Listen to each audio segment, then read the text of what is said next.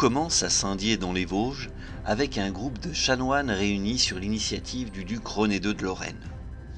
Leur vitalité scolastique, encouragée par les récits des dernières découvertes, va leur permettre de mettre au point une carte présentant le monde avec le continent américain.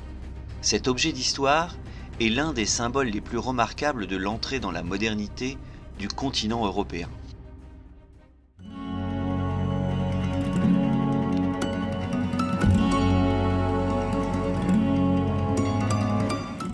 À la fin du XVe siècle et au début du XVIe siècle, les 4 voyages de Christophe Colomb, financés par les rois catholiques Ferdinand d'Aragon et Isabelle de Castille, ont des conséquences historiques majeures en reliant de manière durable continent américain et monde eurasiatique et africain.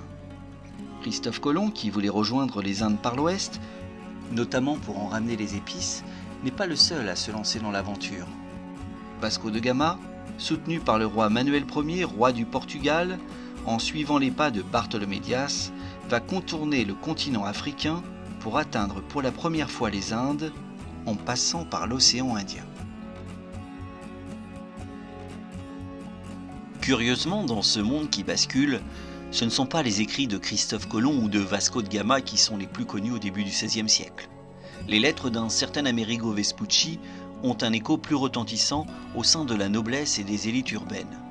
Ce marchand, d'origine florentine, va participer à 4 voyages outre-Atlantique entre 1497 et 1504 qui vont lui permettre notamment de longer la côte est de l'Amérique du Sud. Il en revient avec des souvenirs flamboyants qu'il met par écrit dans ses lettres, offrant une description amusée des peuples rencontrés. Il y évoque la nudité, la tranquillité, le manque d'inhibition des populations, l'abondance de la nature, de ses fruits succulents et de ses rivières qui regorgent de poissons. Ce faisant, Amerigo Vespucci flatte l'imaginaire européen sur l'éventualité d'un paradis terrestre au même moment où un certain Jérôme Bosch peint le Jardin des Délices. Seule ombre au tableau, et pas des moindres, le cannibalisme qui semble de coutume parmi les indigènes. Bien plus que tout, c'est cette fameuse lettre adressée par Amerigo Vespucci à Pier Francesco de Médicis qui crée l'étonnement. Alors que Christophe Colomb reste persuadé d'avoir atteint les Indes, Amerigo Vespucci avance quant à lui l'existence d'un mundus novus, un nouveau monde. Ce vaste territoire inconnu et ignoré des Européens qu'il présume, introduit par là même de nouvelles dimensions. Nouvelles dimensions auxquelles notre groupe de chanoines de Saint-Dié n'est pas insensible. Car ce gymnase vosgien, sous la direction de Martin Waldseemüller, a un projet très important qui lui tient à cœur. Réaliser une carte basée sur les travaux du grec Ptolémée, tout en la complétant des récits des dernières découvertes écrits fin XVe, début XVIe siècle.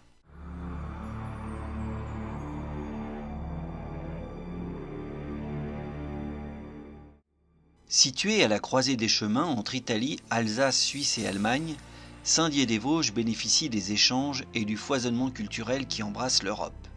Ces chanoines du gymnase sont des humanistes, curieux de nature, redécouvrant les auteurs gréco-latins de l'Antiquité.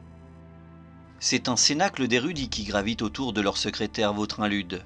Matthias Rigman est helléniste, Jean Bazin et Nicolas Lude sont des latinistes expérimentés, et Martin Waldseemüller, cartographe confirmé.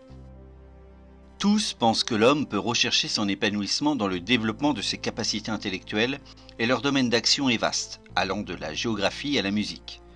Pour propager leur savoir, ils comptent sur une invention qui a tout juste 50 ans, l'imprimerie.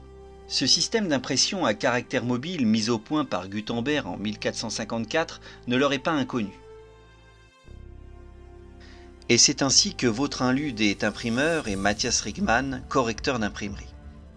Cette conjonction des talents, des maîtrises techniques associées au récit des grandes découvertes, trouve un aboutissement dans l'élaboration de la carte du monde de 1507, accompagnée d'un ouvrage Introduction à la cosmographie qui comporte 2 parties, l'une accompagnant et expliquant la carte, l'autre diffusant les lettres de Vespucci. Pour réaliser le planisphère, Martin Waldseemüller va utiliser plusieurs sources cartographiques. Les portulans portugais, mais aussi des globes, comme celui de 1492 conçu par Behaim. Mais pour le monde connu, la première carte qu'il utilise comme référence est celle réalisée à Ulm en 1482 et qui se base sur les 8000 localisations avancées par Claude Ptolémée, le père antique des cartographes et géographes, dont les écrits ont été redécouverts et traduits en latin dans le cadre de la Renaissance. Cette carte de Ptolémée et ses écrits changent radicalement la vision du monde, et notamment celle de ses extrémités. Jérusalem n'est plus au centre, comme sur la Mappa Mundi d'Herford. Et les contours des continents européens, africains et asiatiques, même s'ils sont incomplets, se rapprochent plus de la réalité. Sur le planisphère de Waldseemüller, on retrouve les tracés rectilignes de l'ouest de l'Afrique, ou de celui de la péninsule ibérique. On perçoit la même forme effilée de l'Angleterre, ou encore on retrouve la péninsule italienne un peu trop à l'horizontale. Le tracé de l'Asie est plus complet.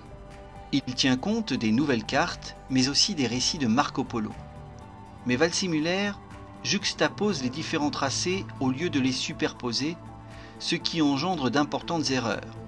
C'est ainsi que l'Inde et l'Extrême-Orient de Marco Polo sont mis à la suite de l'Inde et de l'Indochine de Ptolémée. La carte se retrouve ainsi avec 3 péninsules dans la mer des Indes et Ceylan y figure 2 fois sous son nom actuel, mais aussi sous celui de Trapopane. Quant au continent africain, il est complété au sud de manière assez exacte en tenant compte des portugais en portugais et des écrits sur le voyage de Vasco de Gama. Mais les nouveautés les plus frappantes de cette carte ne sont pas là. Le planisphère de Waldseemüller présente un monde plus vaste que celui imaginé par les Européens. Même s'il n'est pas le premier à représenter l'Amérique, Juan de la Cosa, un proche de Colomb, en avait conçu une en 1500, il a pour la première fois mentionné au sud du continent le mot « America ». Waldseemüller explique ce choix. Aujourd'hui, ces parties de la Terre, l'Europe, l'Afrique et l'Asie ont été plus complètement explorées et une 4e partie a été découverte par Amerigo Vespucci. Et comme l'Europe et l'Asie ont reçu des noms de femmes, je ne vois aucune raison pour ne pas appeler cette autre partie America, c'est-à-dire Terre d'Amérique, d'après l'homme sagace qui l'a découverte. Même s'il est nommé sur la carte, Christophe Colomb n'apparaît pas comme le premier à avoir découvert ce continent. Quand Martin Waldseemüller se rend compte de son erreur, il est trop tard. Sur la carte qu'il a mise à jour en 1513, le continent redevient terra incognita, mais le nom America est déjà passé à la postérité pour les autres cartographes. Et cela sera amplifié avec le choix du nom America pour le continent par le célèbre géographe flamand Gerardus Mercator en 1538.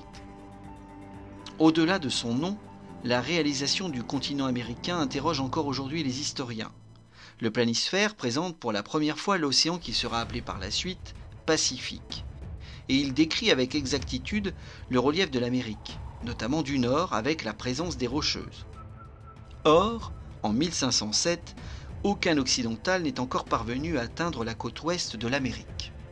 Il faudra d'ailleurs attendre fin 1520 pour qu'un navigateur du nom de Magellan atteigne le détroit qui porte son nom, au sud de l'Amérique, et pour qu'en septembre 1522, une partie de l'équipage termine pour la première fois un tour du monde en bateau.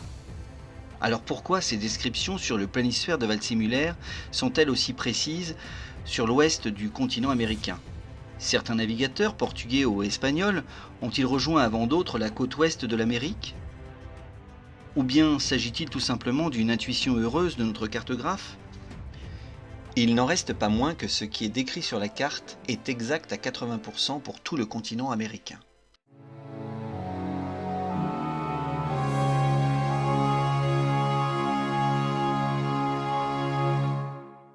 Le planisphère va tomber dans l'oubli pendant près de 350 ans, et pourtant, il n'y eut pas moins de 1000 exemplaires imprimés avec la technique de la xylographie, dont on retrouve particulièrement les traces sur l'original. Les lignes blanches que l'on peut percevoir sur le planisphère sont les endroits où l'encre n'a pas pris sur le bois. Et certains éléments ont donc été rajoutés après coup. La qualité du travail s'accompagne d'une marque, celle de l'imprimerie de Saint-Dié-des-Vosges, autorisée par le prévôt et par le Saint-Siège. Imprimé sur 12 feuilles, dont l'ensemble fait 2,32 m de large sur 1,20 m de hauteur, le planisphère est remarquable pour ses gravures, notamment celle du haut, où l'on retrouve les 2 médaillons de Ptolémée à gauche et de Vespucci à droite, ainsi qu'une mappemonde plus petite en 2 hémisphères, peut-être pour laisser une carte moins déformée par la projection conique utilisée sur le planisphère, où les méridiens sont incurvés. Bien qu'il y ait quelques 1000 exemplaires imprimés, quelques-uns seulement nous sont parvenus à ce jour, et tardivement. Pourtant, ces cartes ont dû être achetées par moult marchands, étudiants ou aristocrates. L'original connu aujourd'hui aurait appartenu au tout début à Johann Schöner, un fabricant de globes terrestres, féru d'astronomie. Mais ensuite, l'objet tomba dans l'oubli et Waldseemüller avec. Au XVIIIe siècle, quand Alexander von Humboldt, le grand naturaliste et explorateur allemand, écrit l'examen critique de l'histoire de la géographie du nouveau continent, il met en avant le rôle joué par Martin Waldseemüller, qu'il considère comme l'auteur principal de Cosmographiae Introductio. La première pièce cartographique de Waldseemüller qui réapparaît au XIXe siècle est celle du petit globe qui accompagnait l'ouvrage et la carte. Il s'agit en fait d'une planche contenant 12 fuseaux imprimés et vouée à être installée sur un globe. L'original du planisphère sera retrouvé en Haute-Suabe, à Wolfegg, en 1901 par un prêtre jésuite, Joseph Fischer, qui est en mission pour inventorier les ouvrages d'art du prince de Walburg-Wolfegg. Pendant plus de 80 ans, les États-Unis et notamment la Bibliothèque du Congrès veulent obtenir à tout prix le planisphère de Waldseemüller qu'ils considèrent comme l'acte de naissance de l'Amérique. En 2001, c'est chose faite. La carte est achetée pour 10 millions de dollars et après des travaux importants de restauration, elle est désormais visible depuis 2007 à Washington.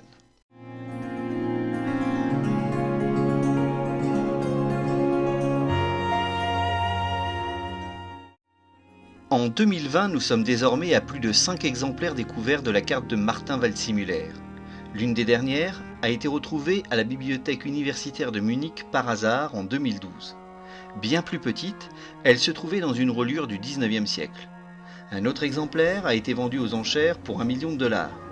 L'engouement pour les cartes imprimées par le groupe de chanoines n'est donc pas près de se tarir.